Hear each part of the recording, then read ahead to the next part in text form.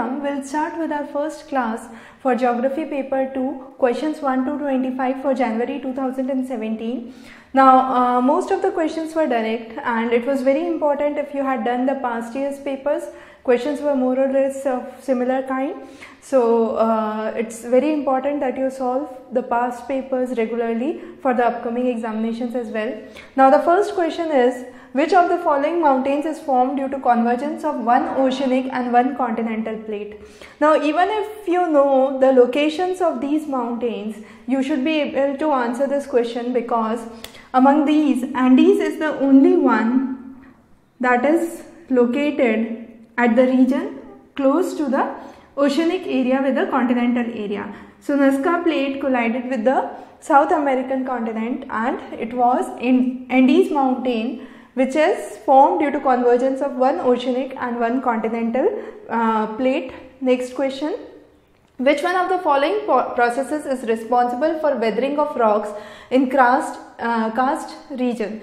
Now, under the karst region you have the underground topography, and it's mainly the limestone. So, it is dissolution when you have carbon dioxide that reacts with water, and this process is known as carbonation. You have formation of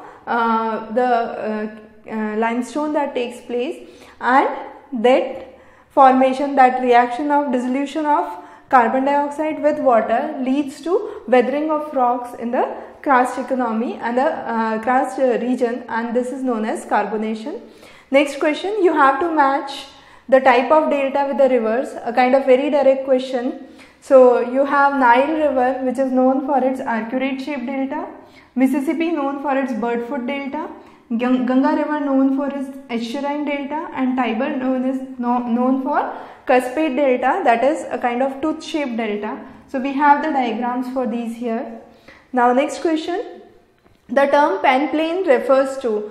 Panplain was the term which was given by Crickmay, and he explained that these are the plains which are formed by joining of two or more flood plains, and they lead to growth of the flood plains by means of like one flood plain merges with another, and there is a kind of formation of a big plain which is known as panplain.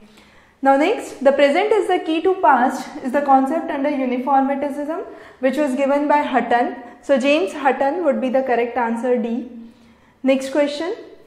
Band of wind which is known as jet stream are the meandering winds that flow in the upper troposphere. So, upper troposphere would be the correct answer here. Now, most of these questions were direct. Now, this and the next few questions are very important. The first question is, negative southern oscillation index refers to.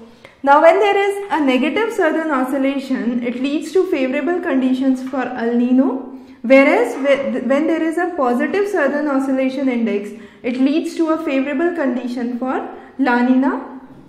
And what basically is southern oscillation index? So, when we talk about southern oscillation index, is the intensity of the Walker current that we determine, and that is due to the that is measured by the air pressure difference between Tahiti and Darwin. So, the difference in the air pressure between the two regions help us understand the intensity of the Walker circulation, and we will be covering Walker circulation along with southern oscillations in a separate lecture where we will focus this on in detail. Now, the next question was, Hurricane Matthew occurred in Caribbean Sea in the first week of October 2016, had a landfall which was located in South Carolina, the forest range of McLevelin, close to South Carolina. Now, again, what is important from this question is, questions related to contemporary issues are also being asked in the recent NET examination. So, it's very important that you remain updated with the recent natural happenings or the recent discoveries or inventions in the field. Now, some of the important topics which relate to this are related to the field of environment. So, anything related to coral bleaching, effect of corals, then you have major hurricanes, cyclones or natural disasters taking place, or major environmental summits, Marrakesh Proclamation, and so on and so forth. So, these are some of the important topics that you must focus on for current issues. Now, this question is somewhat interesting question, because what is asked here is, you have the 0 degree equator in the Indian Ocean, 10 degrees north and 10 degrees south, what would be the difference in the sea surface temperature between the 10 degrees north and 10 degrees south? So this is measured under the STT anomaly, and we call it as the sea surface temperature anomaly. Now there are two things, one is Indian Ocean dipole and another is the sea surface temperature anomaly, which determine the variations in the temperature in Indian Ocean. Now the Indian Ocean dipole leads to variation in the western and the eastern. So it's not the north and south, but the difference is measured with the range of western to eastern. However, the sea surface anomaly talks about northern and southern, and it explains that the northern region has more of landmass. As a result, it's much more warmer. However, more or less the temperature remains uniform with a minor fluctuation of 1 degree Celsius. So the correct answer here would be 1 degree Celsius. Next question, the general depth of the abyssal plain varies between 3000 to 6000 meters. Again a direct question. Now next you have the various ocean deeps and you have to match them with the correct ocean. So you have the Challenger Deep that is located in the North Pacific. You have Eldridge that is located in the South Pacific. Then you have the Romanche Deep that is located in South Atlantic. And finally you have the Nearest Deep which is located in North Atlantic. Again a direct question, you have to know and you have to answer it. The next is tropical evergreen forests are found in the region having a rainfall of more than 200 centimeters. So 200 to 300 should be the correct option. The temperature should be 18 degrees or higher. The vegetation is mainly hardwood. In India, it's mainly found in Western Ghats and the regions of Kerala and Karnataka. Next question. India has how many biogeographic zones? The correct answer is 10. And these are the major zones. So you have Trans-Himalayas, Himalayas, desert area, semi-desert area, the region of Western Ghats, the Deccan Peninsula, the Gangetic Plain regions, the coastal areas, northeastern region, and finally the island areas. So, the coastal areas and the island areas. So these are the major areas that are classified under the biogeographic zones of India. Next question, which of the following countries is devoid of Glossopteris flora? Now this was studied when we talked about the continental drift, and all these regions had a kind of common fossil site which was Glossopteris, and this was predominantly seen in the Gondwana land. So that's the southern hemisphere. So all of these, you have Norway that lies in north hemisphere. So Norway would be the region which would be devoid of Glossopteris flora. Next is, given below are the two statements for assertion and reason. Now the first statement says the altitudinal range varies between 3,400 to 4,500 meters for alpine Himalayan forests. That is correct. Alpine forests like no human interference. This sentence itself does not make any sense. So assertion is correct and reason is incorrect would be the correct answer here. Next question. Describing the process of spatial interaction, geographers are mainly concerned with accessibility and connectivity would be the correct answer. Now there are 5 basic themes of geography around which the concept of geographical science revolve. You have location, region, relationships, place and movement. So based on this we can say accessibility and connectivity are the primary aspects to understand the process of spatial interactions or interaction between different locations. Next question. Friedman was the one who gave the concept of relationship that exists between the spatial organization and the national development, and later on he propagated the concept of urbanization and national development, focusing on the core periphery model. So the correct answer here is the Friedman.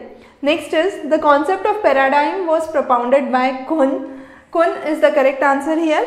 What he tried to explain was change in the concept and the experimental practices with time. So you have the concept of paradigm that came into being with Kuhn.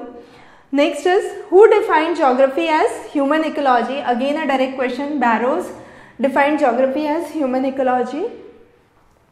The approach that some geographic facts according to Ritter cannot be explained scientifically is known as. Now Ritter was contemporary of Humboldt. However, Humboldt was a firm believer of the various principles or concept of science. However, Ritter believed in the concept of teleology, or the concept that the things are propounded by God and some things cannot be scientifically explained. So teleology concept was propounded by Ritter. So the correct answer here is 3. Next question. Now this is a question on a specific concept which is known as snow to liquid equivalent, and this concept states that if you melt 10 inches of snow, it would convert into nearly 1 inch of liquid water.